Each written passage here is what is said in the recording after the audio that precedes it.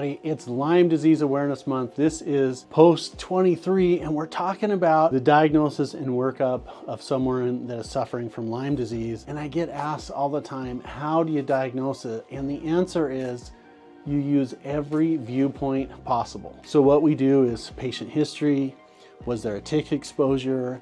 Was there a bullseye rash? Was there some initial interventions? Did we do a Lyme disease panel, a tick-borne panel? Did we do a complete blood cell count? Looking at, is the immune system responding? And then we want to balance out every single aspect of the patient's health. We want to help their immune system. We want to balance hormones. We want to help their lifestyle. We want to help them have a good sleep environment. And one of the things that we do in the office as an additional viewpoint to all of that is we want to involve our patients in a research project where they can become researchers into their own health. And I wanted to show you some of the things that we've discovered inside of our research project. You can see this right here.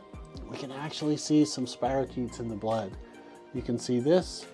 Looking over to the left, that's kind of what normal blood looks like, but that's not all. Let me show you the next one. Okay, you can see literally right behind the cell, it's starting to come out. You can see this little tiny moving guy right here. Here's another example of something that's not supposed to be here. You can see this little guy. We actually have been told that this is another type of hitchhiker or parasite.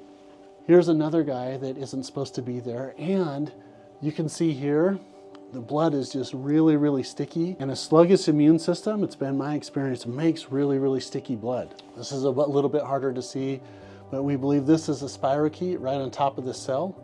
You can see it just barely, there it is right there.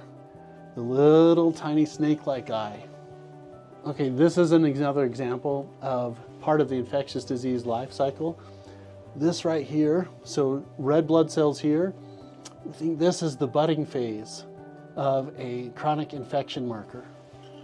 Another example of a spirochete in the blood, some red blood cells, and you can see this guy right here, spirochete. Another thing that I was taught, red blood cells here. This is something that we're doing to try and help people understand their health. The background should be like this, really nice and clear, red blood cells nice and spread out. And what we're seeing in here is intracellular infections. Now, red blood cells are so important for carrying oxygen and nutrient to the tissues, taking waste products away from it. When we see intracellular problems like this, if the blood cells aren't healthy, then you're not healthy. Okay, now more examples of what shouldn't be in the blood. And we can see these little snake-like guys right here.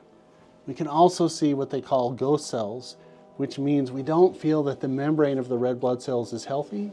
And we suspect intracellular infection here. Of course, we want to correlate this all clinically, but we can see things that aren't supposed to be. We think this is some of the co-infections that is associated with it. We want all the cells to be really nice, uniform, and consistent.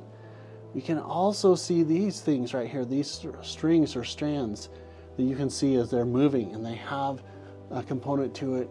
These dots inside the cells, is this a viral indicator? Is this a spirochete phase right here?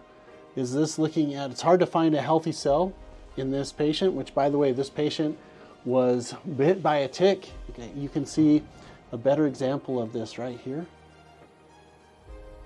You can see these aren't supposed to be here. The red blood cells are supposed to be really nice and round. There shouldn't be anything inside of the cells. And our goal is, in the treatments, we just want to make the cells healthy. Get everything balanced, the hormones, the immune system. This is one of my favorite reasons of using vitamin C therapy, because we think it helps the white blood cells to start cleaning the blood the way that it's supposed to. Another fascinating thing is something that shouldn't be in the blood.